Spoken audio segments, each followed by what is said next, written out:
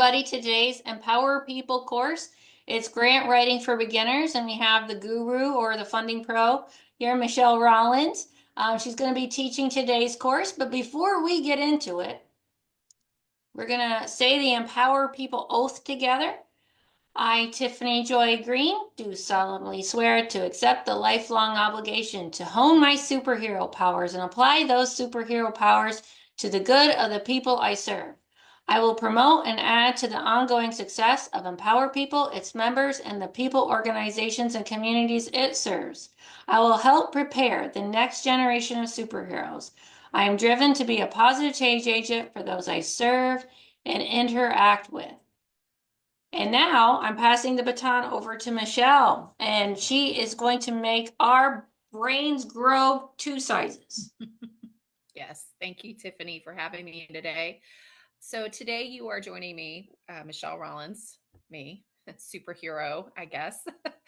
And we're going to learn about pretty much the basics of grants. The beginning, it's a beginner course, very crash course. So I definitely recommend you go and do more research and learning using the internet, using maybe other tools that you can find available online, or you're welcome to reach out to me as well on LinkedIn. I'm also have a YouTube impactful channel as well of organizations I served or continue to serve and help with their funding needs.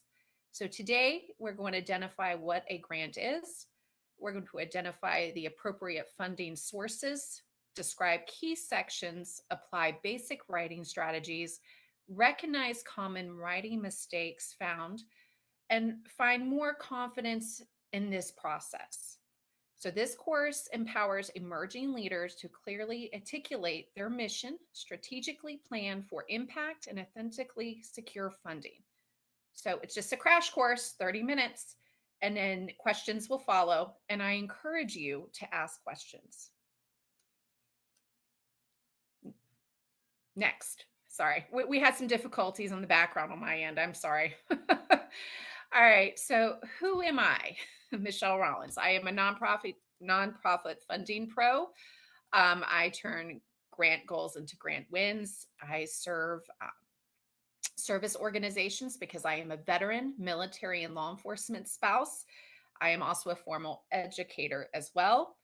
And I have over 20 years in the nonprofit experience. And my biggest key, biggest thing I take away here is I advocate for service families.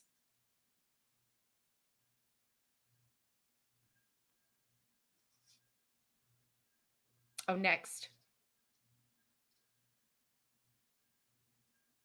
Thank you.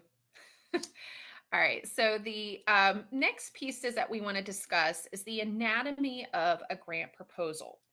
So, like any writing process, there is different steps, and a grant proposal is just like a business proposal. It has different key components that help it be successful, help your audience engage, want to read more, and want to be a part of your mission.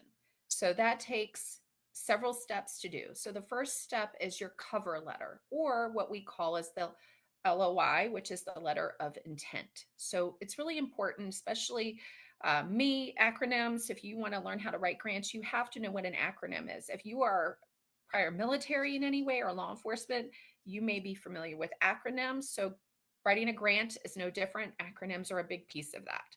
So it's just a brief intro to the project and organization. Then you need a statement. It's the why of your project. It's to back it up with data. And your statement is like setting a stage for all the details you're going to incorporate in your grant. Usually, grants have portals. If they do not, you have to write an organic one, meaning you have to write it using Microsoft or Google Docs, and you have to make your own business proposal on it. You want to make sure that your statement really articulates what you're asking for and isn't all over the place and you're not rambling on in your statement, because it's like setting the foundation for what they're going to read next. Your goals and objectives, you want to make sure that you use SMART objectives in your grant proposal. But you want to be clear because you want them to be for that particular request that you're asking for. So you need to know beforehand what you're asking for. Meaning, if you're familiar with the writing process, it's pre-writing. It's setting the stage up prior to actually writing. So it makes it easier on you, makes it easier on your team. Some of you that work within nonprofits, like you're the actual internal team, just remember that grant might be a team effort. So it's important to set the stage up and maybe have one of your folks on your team doing the pre-work, and then moving forward and have other people doing pieces. Because I know a lot of nonprofits working for nonprofits, not before the consulting life. That's how it was. So just make sure that you have prepared for this grant, that you're not going in there blind, not knowing, because you'll see it once you start realizing, oh, I don't know our goals, I don't know our objectives. Well, that's something you need to discuss, because you don't want to walk into this. It's kind of like a train wreck. You don't want to do that. You want to make sure that you clearly know what you're writing about and what your objectives are in that project or program, whatever you're requesting. Your project description are the details.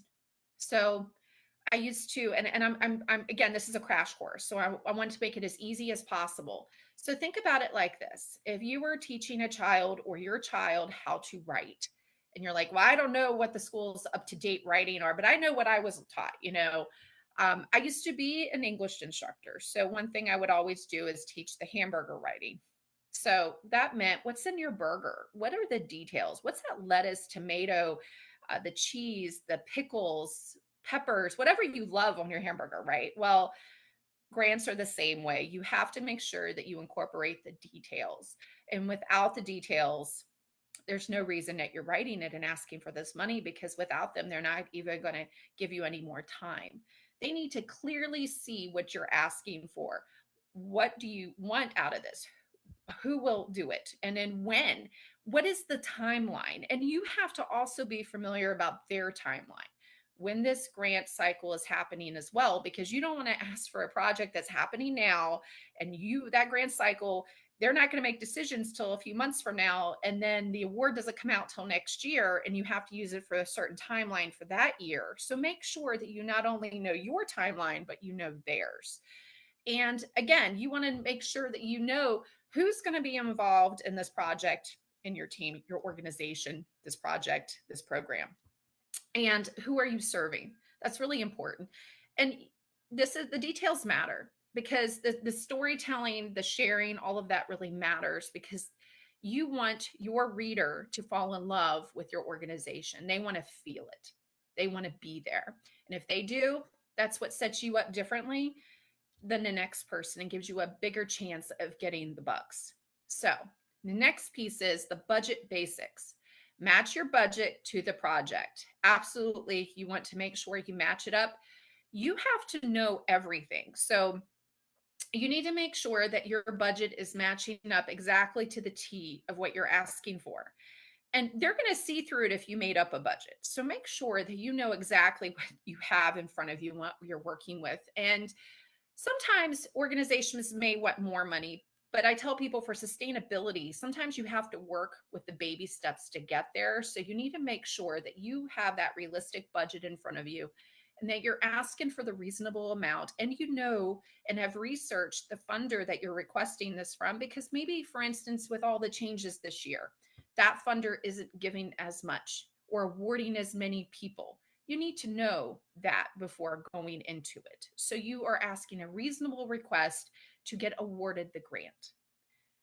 And last, evaluation and sustainability, tracking for success, measurable, measuring, um, being able to measure your impact. Um, Data is so important in your organization. And one thing I tend to run into with previous or current clients is sometimes I'll come in and I know they don't have it.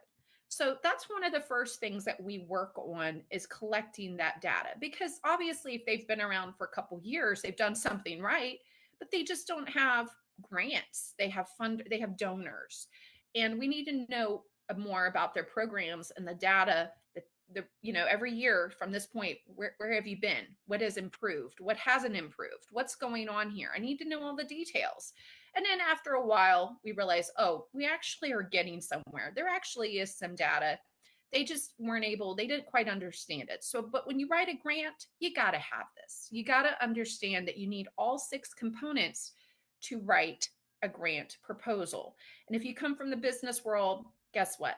It's the same thing as a business proposal. And if you're good at writing business proposals, then you're going to be fantastic at writing grants. So we can move to the next one. Thank you, Tiffany. Tips for success. Always follow funder instructions exactly. Yes, please, please, please follow this direction. This is so important.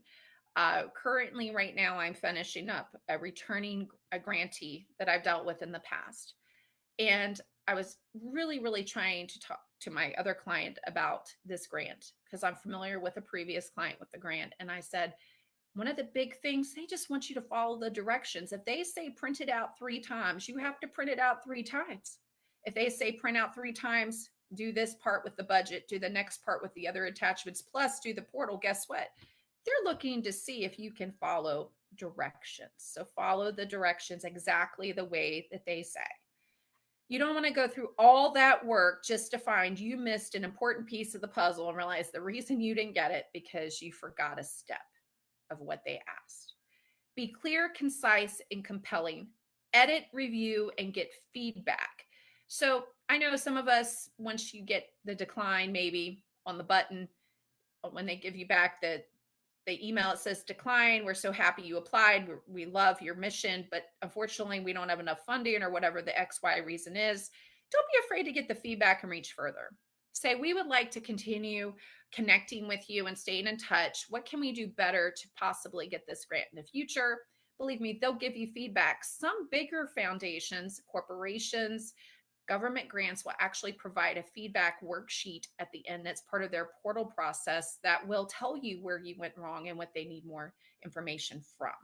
So definitely don't look at it as a negative. Look at it as a learning curve, a learning moment, and move forward and grow in that process with your organization and put it on your grant map for the future.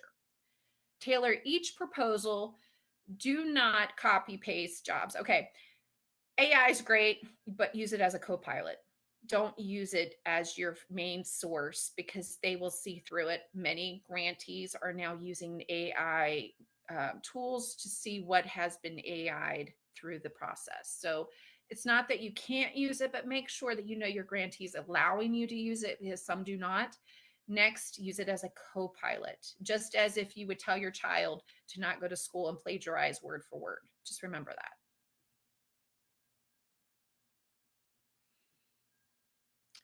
Common pitfalls to avoid. Applying for the wrong grant. This is pretty common.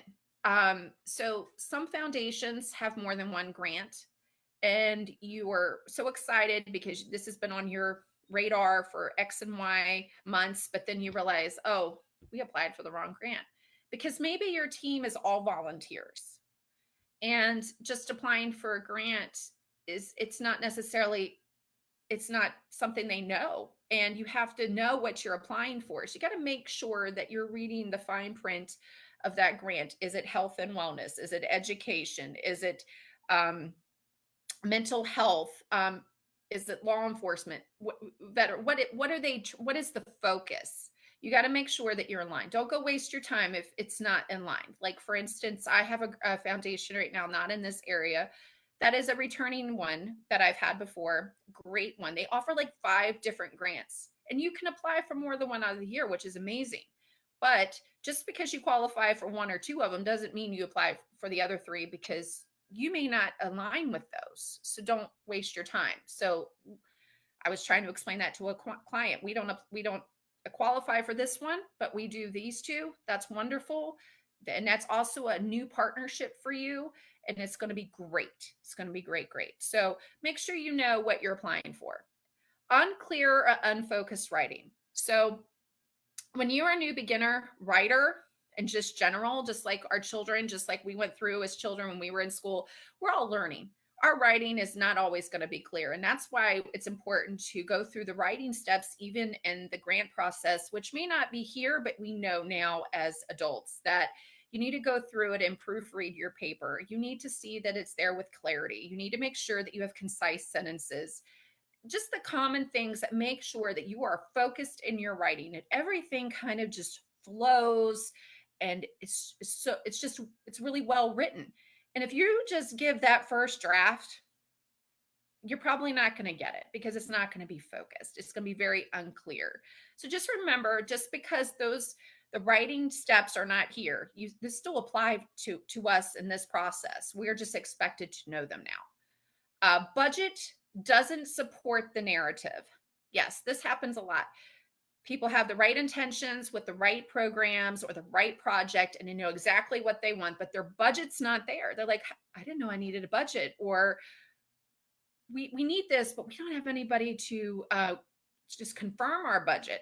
So, like, for instance, a lot of the times I have my clients give me budgets for their programs, and every program's different, or project. I have some that I say, okay, I'm delegating this. This is not a grant. This is more or less, let's go find a funder. Let's go find a donor for this. So I told them, I said, this is your homework. I want you to give this to me so I can provide it to a few people that are in my radar that I think will help us here.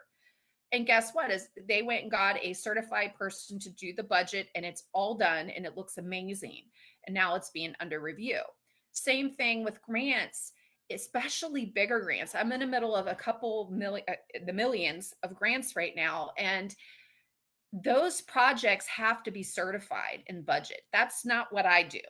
I have to wait for that right person that they have to go through that budget and certify it. And usually they're hiring an outside person to do it. So you got to make sure that your budget clearly supports your narrative. While sometimes we can help with the budget with the organizations as the grant writer, it's really important they have their treasurer, their financial accountant, somebody else that you can tag team with because they know all the numbers. You're doing all these other things, the 6 things we discussed in the beginning. So it's important that you also make sure that they're doing their job with the budget. Missing deadlines and required attachments. Deadlines are a really big piece. A lot of people do not get to every deadline. They thought, oh, well, this wasn't due to this time because I thought the LOI, or I didn't know what the LOI was. The grant. Make sure you know your dates. First thing you should be doing is mapping out your grantee that you're going to apply for, and then write down all of their cycle dates, get familiar with their website, connect with them, and then make sure you have the attachments you need. And this doesn't have to be done in one day. Pace yourself and give yourself time to attach the correct and the attachments that are required. So, in summary, grant writing starts with mission clarity and funder alignment. Storytelling matters. Absolutely, storytelling is a huge key. A strong proposal includes clear needs, smart goals, actionable plans, and a realistic budget. Purpose driven grant writing is not just about funding, it is about advancing meaningful, measurable change. And again, storytelling matters. I have papers all over my wall. I have a storyboard actually. My whole wall is designated storyboards, and it's for each client broken down to everything from the potential grantee to what we're program to what we're trying to do with that budget and what we're trying to achieve. And I know all of my clients' stories. I go and give time, my own time, as part of what I'm about is giving back as well. And I give my own time to go see these impactful stories happening, these missions, so I can tell the story better. And that's really what's important as a grant writer, not just if you're a grant writer representing somebody cross country, I understand you can't be there, but try to stay connected, especially if you're close to your clients. Try to be there. Try to attend once in a while and get to know whatever it is that you're writing about, because it will change the game.